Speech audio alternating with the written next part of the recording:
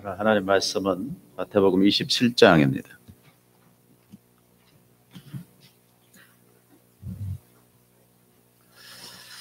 마태복음 27장 55절에서 61절까지 보겠습니다.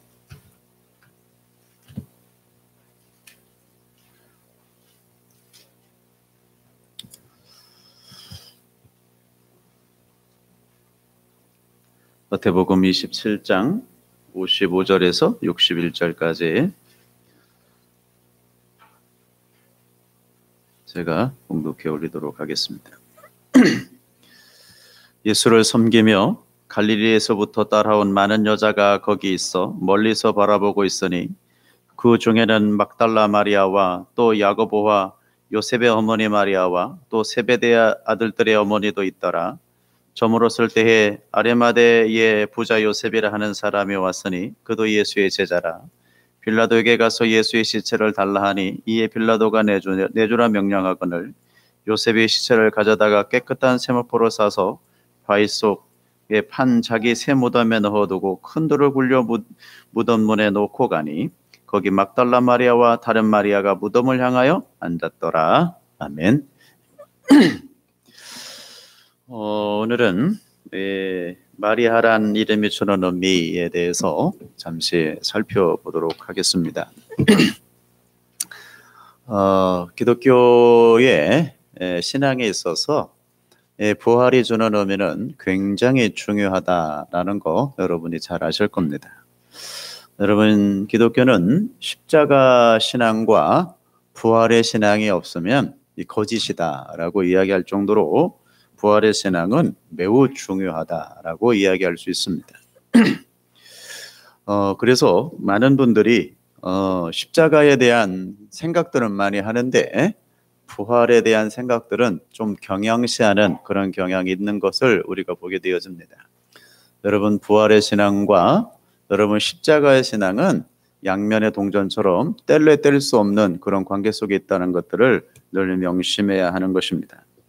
그래서 오늘 나와 여러분들이 이 마라라고 하는 의미가 주는 교훈들을 통해서 하나님이 이 마라들을 어떻게 살려내셨는가에 대한 부분들을 말씀을 나누도록 하겠습니다.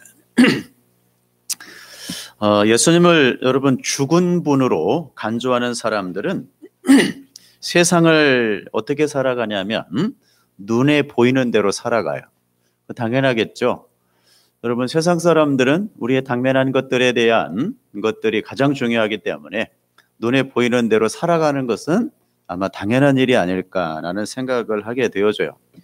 그래서 낙심할 일이 있으면 낙심하고 기쁠 일이 있으면 기뻐하고 그렇게 살아가는 것들이 세상 사람들의 모습입니다.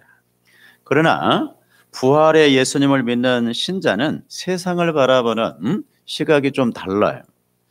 여러분, 보이는 것이 전부가 아니며 주어진 상황이 참된 현실이 아니다라는 것들을 잘 알고 있습니다. 왜냐하면 살아계신 예수님이 간섭하시고 계시는 보이지 않는 참된 현실이 있기 때문이다라는 거예요. 때문에 신자는 세상의 생명이고 힘이 아니라 예수를 믿는 것, 십자가에 죽고 부활하신 예수님을 아는 것이 생명이며 힘이라는 시각으로 살게 되었습니다. 이것이 신자의 담대함이며 이 담대함은 예수님이 부활하여 살아계심을 믿는 믿음으로 가능하게 되어졌다라는 것입니다. 여러분, 보이는 것이 전부인 이 세상에 살아가는 사람들은 내 눈으로 보여지는 것들로 믿고 살죠. 그래서 여러분, 내가 눈으로 보여지는 것만 믿으려 해요. 그런데 기독교는 눈으로 보여지지 않는 세계를 더 갈망하며 살아가죠. 그걸 한 단어로 요약하면 뭐라 그래요? 소망이라고 부릅니다. 그래서 소망이 없는 백성들은 여러분 망하는 거예요. 그걸 성경에는 꿈이 없는 백성이라고도 이야기하지만 그 꿈 안에는 우리가 담아내야 될 하나님의 나라의 소망, 또 하나님의 말씀에 대한 비전, 이런 것들이 모두 포함되어져 있는 것입니다. 그래서 우리는 이 땅에서 가난하게 살든 부하게 살든 또한 질병에 걸려서 살든 건강하게 살든 우리에게는 아무런 이유가 되질 않습니다. 왜냐하면 보이지 않는 세계를 갈망하고 살아가기 때문에 그러하다라는 것입니다. 금요일날도 잠시 언급했습니다마는 저와 돈독한 친분을 가지고 계셨던 목사님이 갑자기 돌아가셔서 제가 문상을 하고 왔는데요. 6시에 응급실에 들어가셔서 11시 50분에 돌아가셨으니까 뭐 그렇게도 사람이 돌아가시구나라는 생각들을 하게 되어집니다. 여러분, 우리가 주님의 나라를 우리가 소망하고 살지 않고 있다면 얼마나 허망하겠습니까? 그러나 우리의 비전이 하나님의 나라이기 때문에 그 비전을 가지고 살아가는 사람들은 꿈을 가지고 살아가요. 영원한 주님의 나라에서 주님과 함께 거한다고 하는 그 은혜 속에 살아가게 되어지는 것입니다.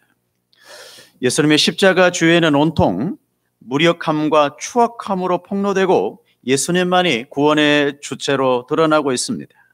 그래서 그 십자가 주변 인물들의 이름이 온통 마리아로 기록되어지고 있습니다. 다 여러분 많은 이름들이 있는데 왜 하필 마리아라는 이름만 기록되어져 있을까요? 오늘 좀 살펴보도록 할 건데요. 자, 55절에서 56절 다시 한번 읽겠습니다. 시작. 예수를 섬기며 갈릴리에서부터 따라온 많은 여자가 거기 있어 멀리서 바라보고 있으니 그 중에 막달라 마리아와 또 야고보요 요셉의 어머니 마리아와 또 세베대 아들들의 어머니도 있더라. 이상하죠, 여러분? 보세요. 많은 여자가 거기 있어 멀리서 바라보고 있었는데 여러분 성경에는 유독 누구만 기록하였다? 마리아라고 하는 이름만 기록되어지고 있습니다. 참 희한한 일이죠. 한 구절 더 보겠습니다. 십자가 주의 마리아들 요셉이 시작. 요셉이 시체를 가져다가 깨끗한 세마포로 싸서 바위 속에 판 자기 새 무덤에 넣고 두고 큰 돌을 굴려 무덤 문 앞에 놓고 가니 거기 막달라 마리아와 다른 마리아가 무덤을 향하여 앉았더라. 예수의 십자가 곁에는 그 어머니와 이모 골로보 아내 마리아와 막달라 마리아가 섰는지라. 희한하죠, 여러분? 온통 여러분 예수님의 십자가 주변에 무덤 주변에는 누구만 있다? 마리아만 있어요. 이거 여러분 우연일까? 성경은 무엇인가 우리들에게 독자들인 우리들에게 무엇인가 설명해 주기 위해서 이런 성경들로 기록되어지고 있는 것입니다. 여러분 요한복음 19장 25절 또 볼까요? 시작. 예수의 십자가 곁에는 그 어머니와 이모의 글로보의 아내 마리아와 막달라 마리아가 섰다. 여기도 마찬가지죠. 여러분 성경이 십자가 주변에는 다른 사람들의 이름은 하나도 밝히지 않으면서 유독 마리아의 이름만 반복하여 기록을 하는가. 여러분 그 마리아라고 하는 이름이 담아내고 있는 의미 때문에 그러합니다. 여러분 마리아라는 이름의 히브리식 표기가 뭐냐면 미리암이란 단어예요. 그 마리아의 히브리식 표현은 미리암이란 단어거든요. 그런데 이것이 어디서 표기되어졌냐면 이 메리라고 하는 단어, 메리에서 파생된 히브리 여자들이 흔한 이름이고요. 그 마리아라는 이름의 히브리식 표기가 이 미리암이라고 하는 단어인 거예요. 그러니까 미리암은 불순종으로 말미암아 문둥병에 걸렸던 모세의 누이였죠. 우리가 미리암 잘 아는 내용이죠. 그리고 그 단어를 전부 히브리어로 여러분 마라에서 파생된 단어예요. 그런데 히브리어 마라라는 단어는 쓰다, 불순종하다, 여러분 반역하다라는 의미를 담아내고 있는 거예요. 그러니까 여러분 불순종하다, 쓰다, 반역하다 누구를 얼른 떠올리게 되어져요? 여러분 반역한 아담의 후손들, 여러분 우리들을 금방 담아낼 수 있겠죠? 이 이름 속에 불순종한 자, 쓴 자, 여러분 반역한 자라는 단어들인 거예요. 여러분 그 단어가 쓰인 곳 몇 구절 좀 찾아보게 될 건데요. 에스겔서 2장 7절 한번 보게 되어지면요. 그들은 시작. 그들은 심히 패역한 자라. 저기 패역한 있죠? 저 패역한이란 단어가 메리라고 하는 단어예요.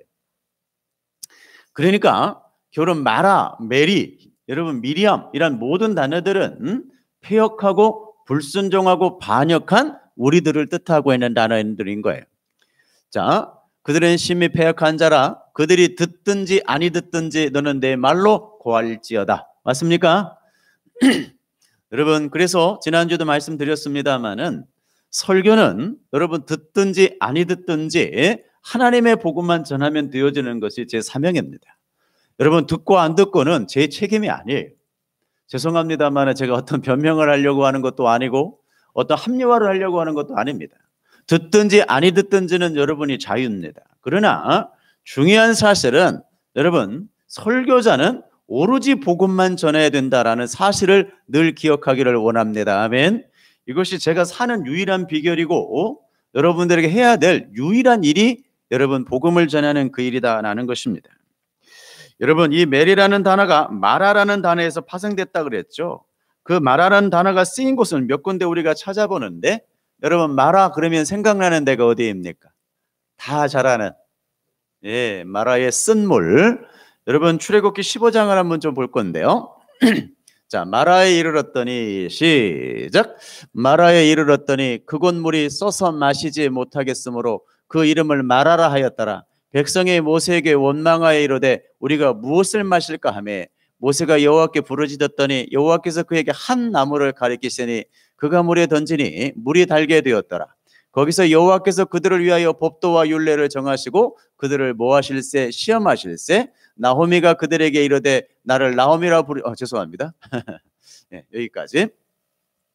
우리가 잘 아는 마라의 쓴물 사건이죠. 그런데 그 쓴물에 나뭇가지가 던져지자 단물로 변합니다. 이게 무엇을 예표하는지 다 아시죠? 여러분, 제가 이 출애굽기 강의하면서 설명했습니다마는 쓴물에 뭐가 던져지니까, 나뭇가지가 던져지니까 단물로 변했다. 여러분, 십자가 사건을 담아내는 귀한 사건이라 그랬어요. 자, 우리가 다시 금방 맞습니다만은 룻기를 좀 볼 건데요. 시작. 나호미가 그에게 이르되 나를 나오미라 부르지 말고, 보세요, 나를 뭐라 부르라? 참 미안합니다. 저 단어가 주는 의미 때문에 그래요. 말하라 부르라. 이는 전능자가 나를 심히 괴롭게 하였느니라 라는 단어죠. 여러분, 나홈이라고 하는 단어는 어떤 단어예요, 여러분? 나홈이란 단어는 즐거움, 유쾌한이란 단어예요. 나홈이란 이름은 즐거운, 유쾌한이란 단어인데, 여러분, 마라, 여러분, 쓴, 괴로움, 반역, 패역한이란 뜻이라 그랬죠. 보세요, 나오미는 남편과 아들을 모두 잃고 거지가 되어 고향으로 돌아와 여러분 한 말이 나를 나오미라 부르지 말라, 마라라고 부르라고 이야기하고 있는 내용을 보게 되어지는 것입니다. 그런데 나오미가 후사도 없는 과부가 되어 마라가 되었다가 언제 어떻게 후사를 얻게 되어지죠? 요게 이제 우리가 십자가의 은혜 속에 담겨져 있는 내용들인데요. 예, 저런 그림들이 있나 봐요. 예. 나오미야, 저 누구의 옆에는? 누시겠죠? 예? 나오미, 나를 말하라 부르라 그래요. 예? 언제 여러분 회복이 되어집니까? 보아스를 만나서 누시 덮으심의 은혜를 받고 난 후로부터죠. 한번 볼게요.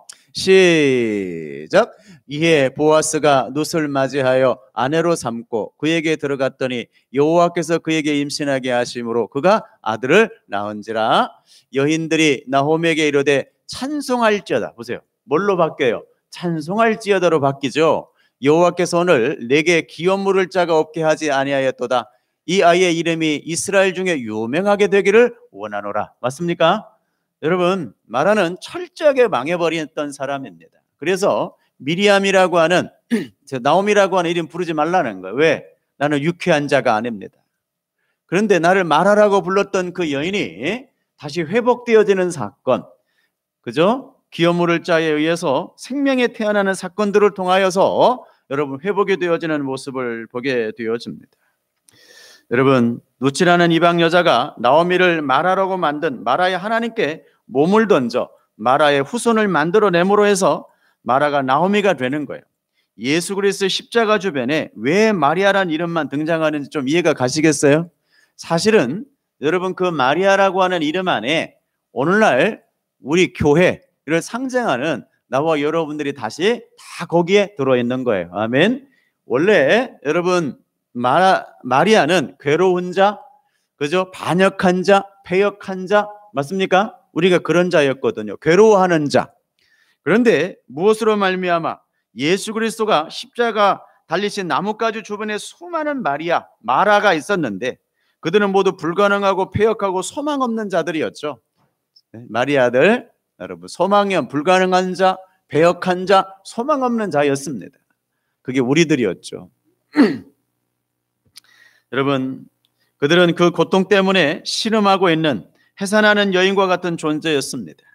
그런데 그 신음 가운데, 그 쓴물 가운데 예수 그리스도 십자가라는 나뭇가지가 던져지게 되어지는 거예요. 저렇게 마라의 쓴물에 예수 그리스도의 십자가를 던지심으로, 나뭇가지를 던짐으로 말미암아 단물로 변화되어지는 것입니다. 예수님의 어머니 이름이 마리아인 것이 여러분 우연이 아니라는 걸 금방 알 수 있겠죠. 마리아가 예수를 낳은 그림은 쓴물인 교회가 예수를 낳고 결국 작은 예수로 완성되는 구속사 전체 그림을 요약하고 있는 것입니다. 그래서 여러분 마리아가 누구를 낳아요? 예수를 낳죠. 그런데 잘 아시다시피 불가능하고 도무지 인간의 힘으로는 가능하지 않았던 사건들이죠. 그런데 여러분 하나님의 은혜가 임하자 마리아가 여러분 누구를 낳아요? 예수를 낳죠. 자, 아까 제가 그 마리아는 누구를 뜻하는 거라 그랬죠? 우리 교회를 뜻하는 거라 그랬죠. 예, 우리 교회가 하나님의 은혜가 임하자 예수를 낳는 거예요.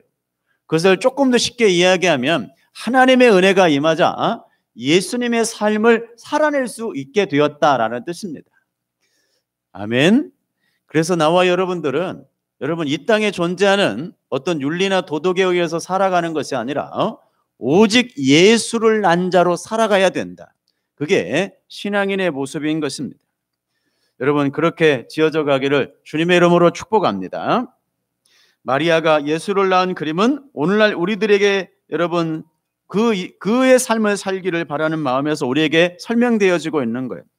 그래서 마리아는 아이를 낳을 수 없는 상황과 상태에서 아이를 낳게 되었어요. 그것은 인간의 힘으로는 절대 예수를 낳을 수 없다. 즉 죄의 문제를 해결할 수 없고 구원에 이를 수 없다는 것을 상징하고 있습니다. 그래서 하나님의 은혜가 하늘로부터 가입하여 마리아라는 여자들이 예수라는 아이를 낳게 되었는데 그 방법으로 예수님의 십자가와 부활이 쓰이고 있는 거예요. 그 현실을 예수님께서 이렇게 요약하고 있는데요. 한번 좀 보고 갈게요. 쓴물이 단물로 변하는 사건. 자, 요한복음 한번 보고 갑니다. 내가 진실로 요한복음 16장 20절에 21절 보고 갈게요. 시작. 내가 진실로 진실로 너에게 이르노니 너희는 곡하고 모하였으나 애통하겠으나 세상은 기뻐하리라. 너희는 근심하겠으나 너희의 근심이 되리어 기쁨이 되리라. 여자가 여기 나오죠. 여러분 성경에 여자 그러면 누구를 뜻하는 거라 그랬어요? 우리 마리아 여자 우리를 뜻하는 거예요. 자, 여자가 해산하게 되면 그때가 이르렀으므로 근심하나, 그죠? 아이를 낳으면 세상에 사람 난 기쁨으로 말미암아 그 고통을 다시 기억하지 아니하리라라고 되어져 있죠. 그래서 우리는 신앙생활을 하면서 해산하는 고통을 당하게 되어진다라고 여러 차례 말씀을 드렸습니다. 그래서 고난이 없이는 살아갈 수 없는 것이 신앙인의 모습이다라는 거 늘 기억해야 됩니다. 아시겠죠?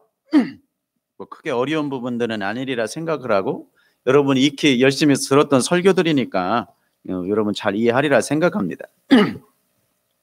여러분 예수님께서 제자들에게 당신님의 죽음과 부활에 관해 말씀하셨더니 제자들이 어떻게 해요? 근심하기 시작을 합니다. 그때 주님께서 말씀하시죠. 너희는 뭐 하지 말아라? 근심하겠으나. 예, 예수님이 십자가에 돌아가신다 그러니까 근심하겠으나 라는 거예요. 근심을 하게 됩니다. 사람인지라. 여러분 우리들에게 어려움이 다가오게 되어지면 근심하죠? 그건 당연한 거예요, 여러분. 그 당연한 것을 뭐 마치 믿음이 없는 것처럼 그러지 마시고요. 여러분 스승인 예수님이 돌아가신다 그러니까 당연히 근심하죠. 근심하겠으나 너희의 근심이 도리어 기쁨이 되리라. 여자가 해산하게 되면 그때가 이르르니 근심하나. 여기서 여자가 누구라 그랬어요? 제자들이겠죠? 제자들은 우리를 포함하고 있는 거니까. 여러분 12제자는 교회를 상징한다 그랬어요.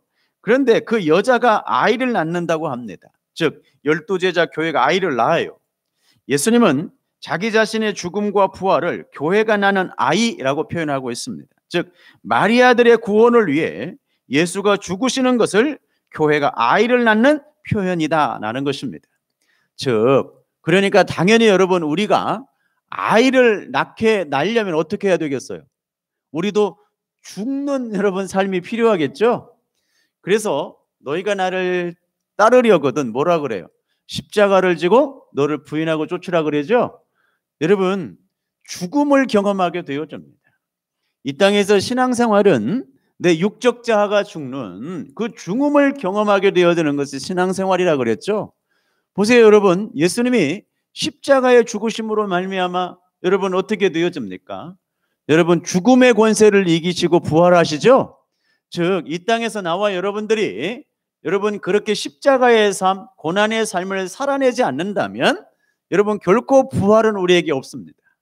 그래서 이 땅에서 우리는 이미 부활의 신앙을 가지고 살아야 된다고 제가 여러 차례 말씀을 드렸죠. 여러분 이 땅에서 우리는 하나님의 나라를 연습하는 거라 그랬어요. 하나님의 나라를 연습하는 건데 왜 이렇게 힘이 드냐? 왜? 당연히 힘이 듭니다. 왜? 하나님의 나라의 원리와 이 세상의 원리가 너무 다르기 때문에 여러분 힘이 들 수밖에 없다 그랬죠. 이 세상은 여러분 돈이 힘인 세상입니다. 여러분 권세가 힘인 세상 맞죠? 여러분 내가 힘이 세면 여러분 다른 사람들을 여러분 때려 눕히고라도 나는 설 수 있는 것이 이 세상의 원리 아닙니까? 그래서 여러분 어떻게든지 여러분 다른 사람을 밟아야 여러분 설 수 있는 것이 이 세상이에요. 그걸 가장 잘 표현하고 있는 게 어디예요? 정치죠. 요새 선거하죠 여러분. 여기 서울 시민도 계시지만 아닌 분도 계시죠. 정치적인 발언을 하려고 하는 것이 아닙니다. 여러분 어때요? 다 서로 여러분 네거티브 하죠. 왜 그래요? 상대방을 밟아야 내가 설 수 있기 때문에 그렇습니다. 그래서 신문에 그런 말이 쓰였대요. 여러분 훌륭한 여러분 사람을 뽑는 것이 아니라 덜 나쁜 놈을 뽑는 거라고. 신문에 그렇게 썼단 말이에요. 그죠?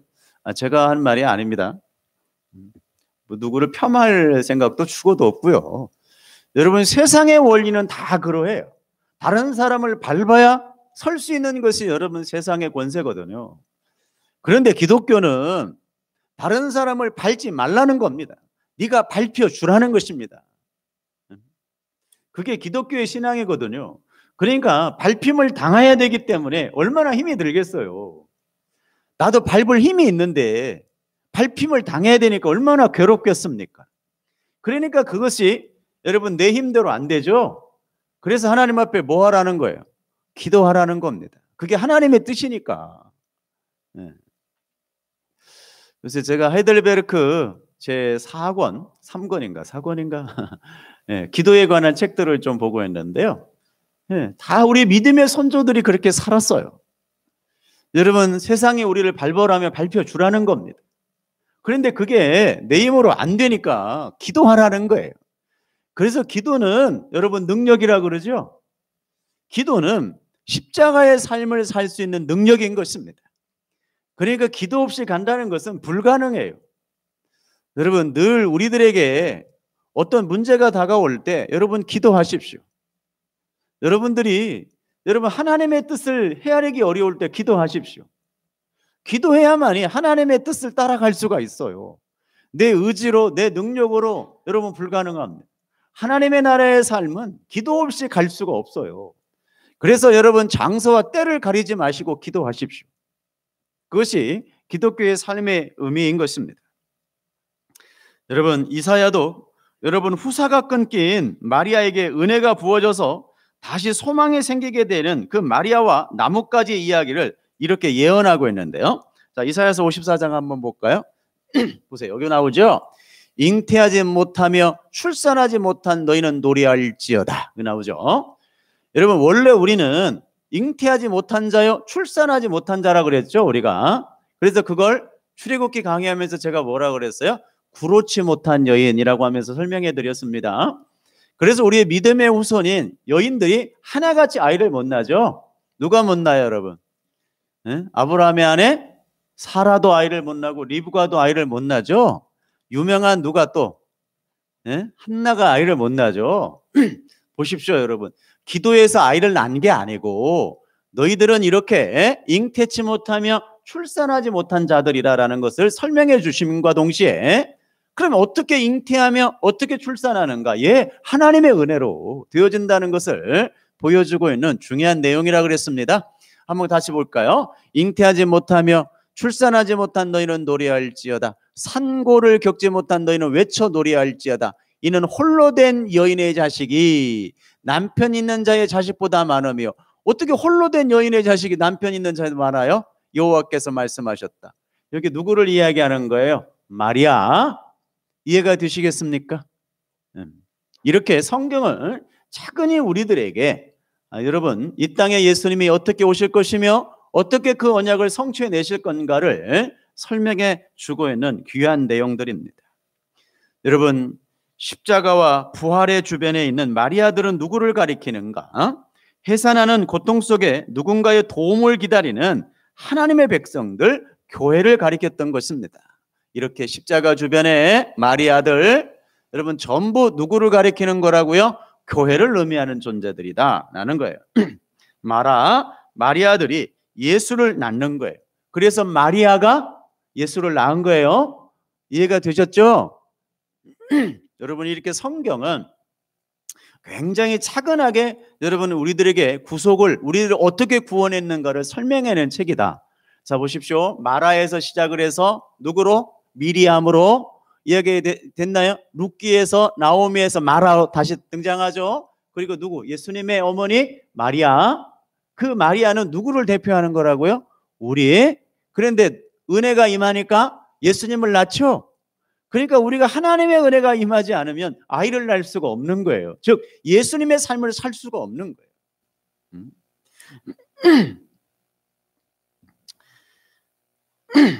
다시 여러분 이사야서 7장을 좀 살펴보겠습니다. 이사야서 7장.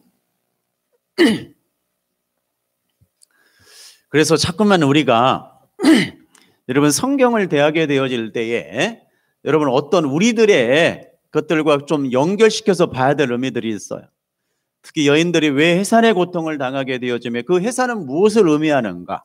여인의 해산을 의미하는 것이 아니라 우리들의 해산, 예수 그리스도 십자가의 삶을 사는 것이 얼마나 어려운가에 대해서 설명을 해주고 있는 거라는 거 늘 잊지 않으시기를 원합니다. 아멘. 그래야만 여러분 성경에 늘 우리와 가까이 되어져 크로집이 되어져서 그 십자가의 은혜가 보이기 시작을 해요. 이해가 되시겠죠? 굉장히 중요한 부분들입니다. 한번 볼게요. 그러므로 시작. 그러므로 주께서 친히 징조를 너희에게 주실 것이라. 보라 처녀가 잉태하여 누구를 낳아요? 아까 설명했죠. 아들을 낳는데 그 이름을 임마누엘이라 하라. 맞습니까? 여러분 어떻게 여러분 우리가 남자인데 남자가 아이를 낳아요? 말도 안 되는 소리잖아요. 그런데 성경에 전부 하나님의 백성들을 여자로 표현을 했다. 그 여자들은 저렇게 여러분 처녀가 잉태하여 아들을 낳는데 아들을 어떻게 낳느냐? 십자가와 부활로 가능하다. 아멘. 이해가 되십니까? 그러니 여러분 늘 십자가의 삶을 사시고 부활의 삶을 살아가기를 주의 이름으로 축복합니다. 아멘. 그래서 여러분 작년에 제가 부활절에도 설교했던 내용들인데 뭐 기억하실 일은 만무하고 저도 더듬더듬하고 작년에 내가 무슨 설교를 했나 찾아봤긴 했습니다만은 여러분 우리가 여러분 작은 십자가의 죽음들이 이 땅에 있게 되어질 때 작은 부활들을 경험한다라고 하는 거 기억인데 좀 나시나요? 그런 단어들이 기억이 날 겁니다. 즉 이 땅에서 작은 십자가의 삶, 여러분 그 작은 십자가의 삶을 살아냄과 동시에 우리는 작은 부활들을 경험하는 거예요. 그 자만이 주님의 나라에 갑니다. 아멘. 이해가 되십니까? 그분만이 주님의 백성입니다. 아멘. 그래서 여러분 주여 주여 하는 자마다 다 천국에 임할 것이 아니라 하나님의 뜻대로 행하는 자라 주님의 나라에 가는데, 여러분 주님의 뜻대로 어떻게 가는 것이 주님의 뜻이요? 예, 여러분 십자가 지고 나를 부인하면서 나를 쫓으라는 것이 아버지의 뜻입니다. 아멘. 맞습니까? 그런데 그 길을 내가 갈 수 없기에 그죠? 하나님 앞에 뭐 하는 거다? 기도하는 거다. 그래서 성경은 쉬지 말고 기도하라 그랬죠. 왜 쉬지 말고 기도해야 됩니까? 예, 우리는 육체적인 죄도 짓지만 여러분 마음속에 영혼의 죄도 짓죠. 영적인 죄를 짓는단 말이에요. 그걸 해결할 방법이 없어요. 그래서 그런 것들이 내 안에 세상에 있는 것들이 밀려 들어올 때 여러분 기도하는 거야. 아멘. 그러니까 회사에서도 기도해도 아무런 상관이 없어요. 여러분 눈 감고 기도 안 해도 됩니다. 눈 뜨고 기도하셔도 되고. 왜? 그런 것들이 늘 언제나 우리에게 밀려오기 때문에. 맞습니까? 그러니까 수시로 우리는 정말 여러분 반복하면서 기도하고 또 사는 거예요. 그리고 또 허락되면 시간을 내서 기도하게 되는 거고, 이것이 크리스찬의 삶인 거예요. 이렇게 불가능한 마리아들 때문에 이 땅에 예수가 오셔서 십자가를 지셨다는 것을 설명하기 위해 예수님의 십자가 주변에 마리아들만이 줄리배에 서 있는 거예요. 그 쓴물이었던 마리아들이 어떻게 되는지 한번 볼까요? 마태복음 28장. 요거 이제 우리가 다 아는 내용이죠. 그 쓴물이었던 마리아들이 어떻게 되었나요? 안식일이 시작.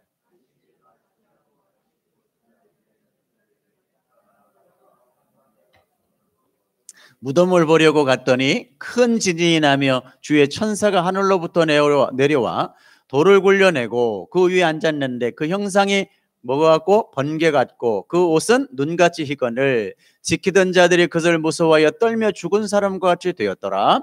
천사가 여자에게 말하여 이르되 너는 무서워하지 말라. 십자가에 못 박힌 예수를 너희가 찾는 줄 내가 아노라. 그가 여기 계시지 않고 그가 말씀하신 대로 살았느니라. 와서 그가 누우셨던 것을 보라. 주님의 여러분 부활을 경험하고 있죠. 또 빨리 가서 그의 제자들에게 이르시되 그가 죽은 자 가운데서 살아나셨고 너희보다 먼저 갈릴리로 가셨나니 거기서 너희가 배우리라 하라. 보라 내가 너희에게 일렀으리라 하거늘.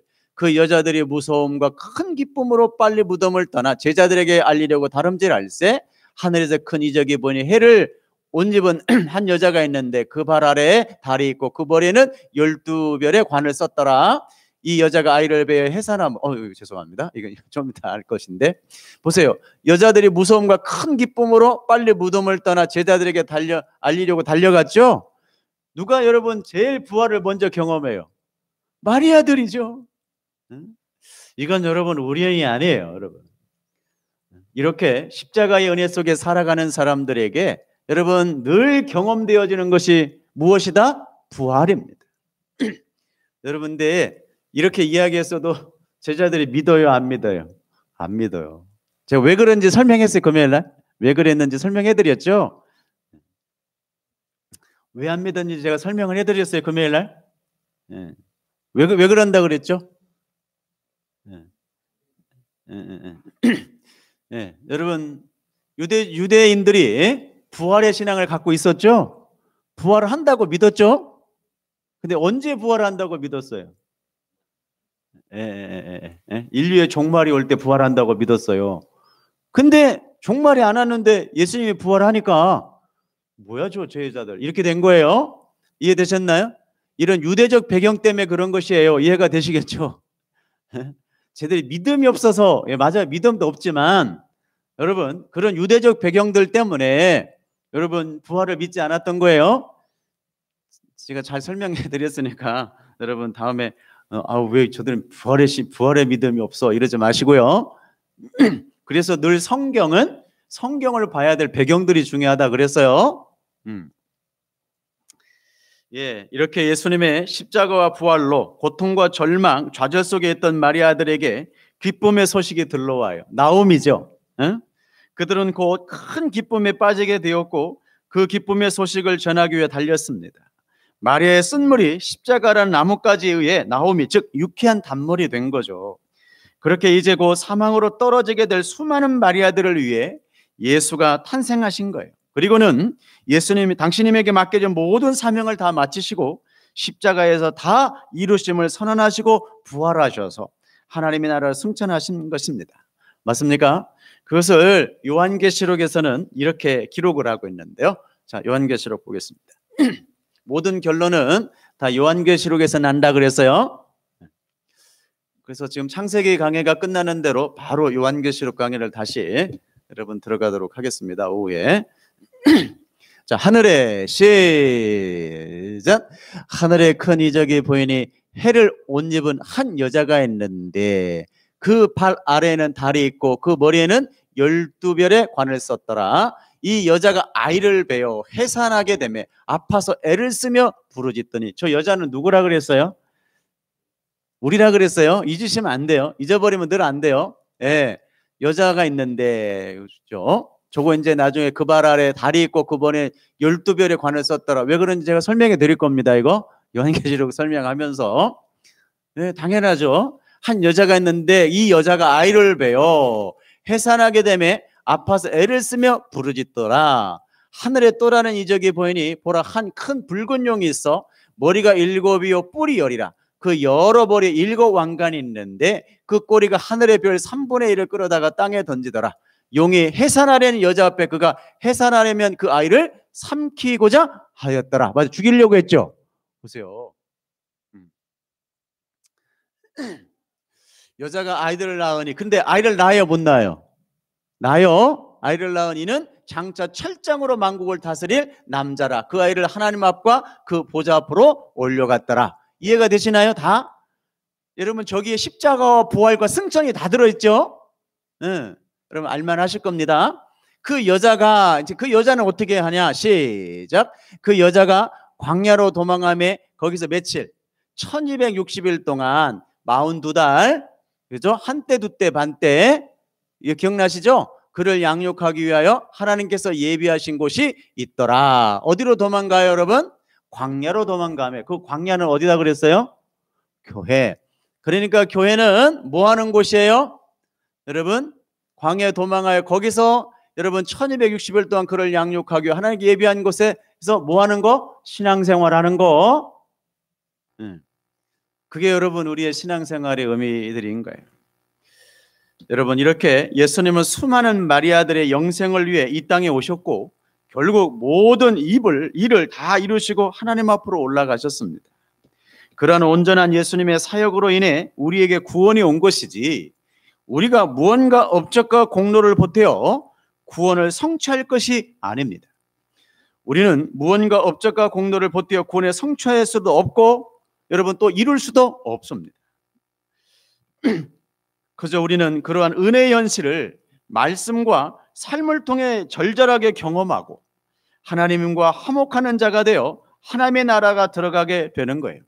그래서 아이가 하나님 보좌 앞으로 승천한 뒤에 여자, 즉 교회가 광야에서 양육을 받는데, 그렇게 자신의 죄인됨을 폭로당하고 예수님의 은혜를 배우는 과정을 뭐라 그런다? 고난이라고 부르며, 그러나 그것이 양육이며 하나님 자식 만들기다 라고 제가 설명해 드렸죠.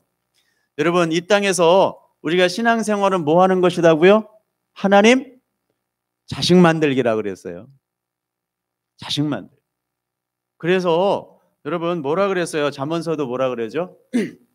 여러분, 회초리를 들라 그러죠? 자녀에게 회초리를 들라 그래요. 미워서 드는 것이 아닙니다. 그게 양육의 과정, 고난이라고 하는 것을 우리에게 설명해 주기 위함인 것입니다. 그런다고 애들 막 좁히지 마시고, 그러라고 있는 말씀이 아니라 우리들에게 하는 메시지라니까요. 이렇게 신앙생활이라고 하는 것은 고난이 따른다라는 것을 설명해 주시기 위해서 아이들에게 매를 대라 그랬던 것이지, 근데 무조건 좁히면 안 돼요. 이해가 되시겠죠?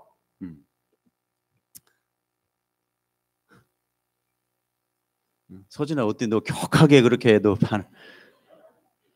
표정을 보니까 엄청 격하게 반응을 한다. 아빠가 그렇게 때렸어?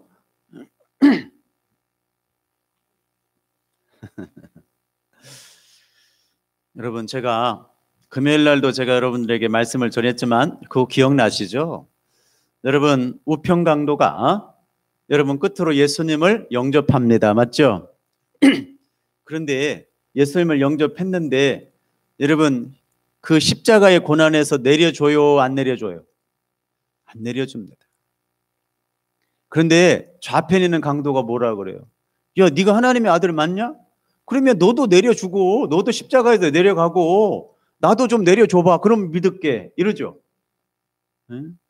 여러분, 신앙은 여러분 보여지는 것으로 되어지는 것이 아닙니다. 우평강도 여러분 아무 소리 하지 아니하고 여러분 십자가에서 내려주지도 않았습니다. 환경이 바뀌었어요, 안 바뀌었어요? 안 바뀝니다. 이것이 가장 여러분 크로집된 여러분 이 땅에서의 우리의 삶의 의미라 그랬죠. 좌편강도가 우편강도가 죽는 순간 예수를 믿어 천국 갔다는 것을 드러내기 위함인 것이 아니에요. 분명히 말씀드렸습니다마는 여러분 그 자그마한 그 짤막한 그림들을 통해서 우리들에게 복음의 현실이 뭔지를 보여주는 겁니다. 여러분 우리 같으면 아야 예수님 이제 나 예수님 믿습니다. 그러니까 당연히 십자가에서 내려서 우리도 좀 살게 해주십시오. 이게 당연한 거거든요. 그런데 여러분 잘 보십시오. 우편강도는 여러분 그렇게 내려달란 말도 하지도 않았고 여러분 우리 예수님도 내려줄 생각도 없으셨습니다. 맞죠? 왜 그랬을까요? 예, 그걸 통하여 성경을 읽는 독자들에게 무엇인가 설명해 주기 위함이라고 제가 말씀을 드렸습니다. 여러분 그 당시에 여러분 그렇게 십자가에서 처형을 당할 만한 죄인들은 여러분 누구의 항거예요? 로마의 항거한 사람들 위에는 없어요. 굉장히 중요한 거라고 그랬습니다. 여러분 그렇게 로마의 법정에 의해서 십자가에 매달려 죽을 만한 일을 저지른 것은 로마를 항거했던 지금으로 이야기하면 열심당들, 지금으로 우리나라로 이야기하면 독립운동가들 위에는 없습니다. 거의 죽음을 당하지 않아요. 그렇게. 그러니까 얼마나 그 좌편강도 우편강도가 프라이드가 있었겠습니까? 나는 이렇게 독립운동하다가 죽는 거거든요. 그러니까 여러분 좌편강도 말이 맞아요. 무슨 얘기인지 이해가 되시겠어요? 좌편강도가 너도 내리고 나도 내려줘라. 나 그렇게 죄질 만한 일 한 거 없다. 이거거든요. 떳떳했습니다. 그런데 여러분 우편강도는요. 당신이 주님의 나라에 임할 때 나를 기억하여 주소서. 여러분 절대의존적 존재로 바뀌죠. 여러분 이게 신앙생활이라고 하는 것을 보여주고 있는 거예요. 여러분 신앙생활 되게 어렵게 하시는 분들이 어떤 분인지 혹시 아십니까? 나는 별로 죄진 일이 없다고 생각하는 사람들이 신앙생활하기 되게 어려워요. 내가 뭔 잘못을 했냐 이러면 끝이에요. 돌아가신 저희 아버님도 그러하셨으니까 내가 뭐 때문에 죄인이냐 이게 늘 아버님의 이야기였어요. 교회 가시자 그러면 내가 왜 죄인인데 이게 늘 우리 아버지 이야기였어요. 여러분 그런데 그들은 독립운동가였다니까요. 이스라엘 민족에 있어서 영웅이죠. 여러분 그에게 그의 의로움들은 다 이제 내려놓고 십자가에서 여러분 십자가에 달린 나에게 아무것도 이루어질 것이 없는 그 나약하신 십자가에 달리신 예수님에게 그의 영혼을 의탁하고 있는 사건이거든요. 굉장히 중요한 사건이죠. 사랑하는 여러분, 이 부활의 아침에 부활하신 우리 주님이 여러분들을 지금 이끌어가고 계심을 믿으시기를 주의 이름으로 축복합니다. 믿으신다면 눈에 보여지는 걸로 예수를 믿지 마시고 눈에 보여지지 아니하는 하늘의 현실을 바라보고 주님의 나라를 바라보며 그렇게 신앙생활하는 나와 여러분 되기를 주님의 이름으로 축복합니다. 기도하겠습니다. 사랑하는 아버지